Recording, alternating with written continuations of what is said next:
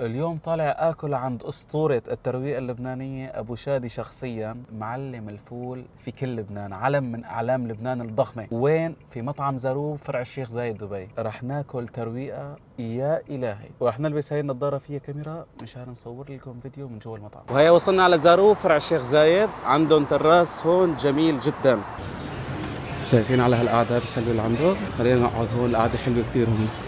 شايفين؟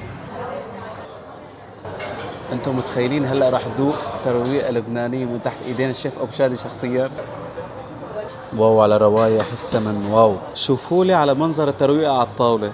بنقول بسم الله ما شاء الله. انواع الفتات والمكدوس والقاورمه والفته العاديه مع الفول والطحينه والمقبلات. طبعا ابو شادي ضلان بس ل 14 سبتمبر، لحقوا حالكم. هلا شفت المنيو والاسعار، كثير اسعارهم رخيصه، استغربت.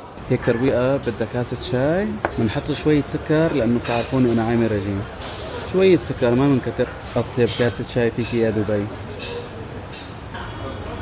نبلش بالفتة بالقاورمة.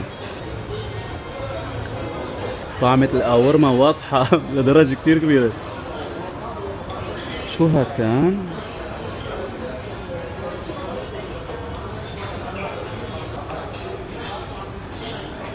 واو، هلا بدنا ندوق البليلة، هي أول مرة ندوقها.